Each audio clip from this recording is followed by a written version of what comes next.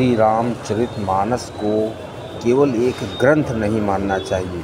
केवल जो ये को केवल इसका ग्रंथ मानते हैं या मानते हैं कि ये श्री राम जी की गाथा है जो अवधी भाषा में है, तो ये बहुत बड़ी भूल होती है।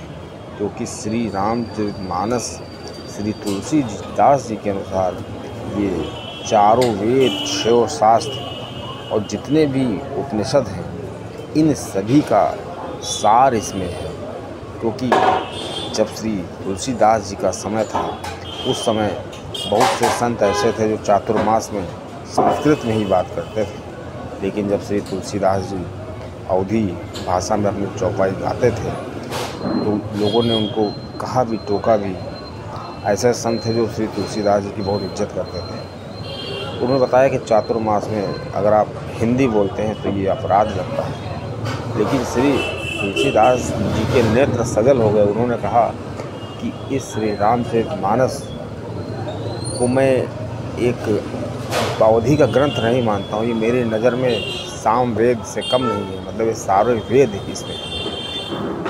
इससे ऐसे समझिए कि श्री तुलसीदास जी का जन्म 1554 में हुआ था और इन्होंने संवत 1631 में श्री रामचरितमानस लिखी।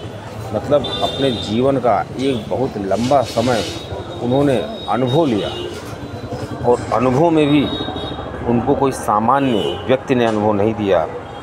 उन्होंने पूरी धरती की, पूरी मतलब भारत की भ्रमण किया, 3-4 बार भारत का भ्रमण किया पैदल, और उसके बाद बद्रीनाथ, केदारनाथ के दर्शन की। वहाँ पर बताया जाता है श्री नर नारायण की उनसे मुलाकात हुई, वेद व्यास जी से उनकी मुलाकात हुई, श्री हनुमान जी तो उनका मार्गदर्शन ही कर रहे थे, और श्री विश्वनाथ जी की तो बहुत ही कृपा थी। क्योंकि श्री विश्वनाथ जी की प्रेरणा से ही श्री रामचरितमानस की रचना हुई है। क्योंकि पहले जब श्री तुलसीदास जी लिख रहे थे, इसको संस्कृत में लिख रहे थे। क्योंकि उस समय के ज़माने में हिंदी में लिखना बहुत ही अच्छा नहीं माना जाता था। वहाँ उसमें सारे देवभाषा में ही, संस्कृत भाषा में ही सारे ग्रंथ थे। तो जब श्री तुलसीदास जी ने इसको हिंदी में लिखना शुरू किया, वो संस्कृत में, तो ये उनके लिखे हुए पेज जो थे वो सुबह धुल जाते थे अपने आप से। अब श्री तुलसीदास जी को समझ में आता था कि ये कैसे हो रहा है। 7 दिन तक ऐसा चला।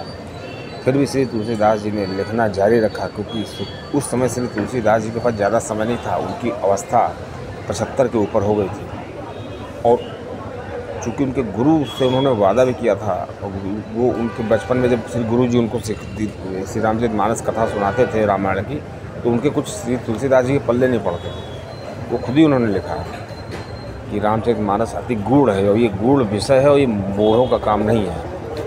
इसलिए श्री रामचरितमानस जी को श्री इनके गुरु जी ने बार बार समझाया। जब बार बार श्री तुलसीदास जी ने सुनी, तो कुछ इनको समझ में आई, और श्री शिव जी की प्रेरणा से श्री रामचरितमानस को उन्होंने लिखा। और श्री रामचरितमानस का बहुत ही रहस्य है कि श्री राम जी का जब अवतरण हुआ था, उसी दिन श्री तुलसीदास जी ने श्री रामचरितमानस को भी लिखना शुरू किया था, शुक्ल पक्ष पंचमी के दिन। और श्री तुलसीदास जी ने जब रामायण लिखना शुरू किया, तो उस समय भी वही समय हो रहा था जिस समय श्री राम जी का जन्म हुआ था। तो ये राम जी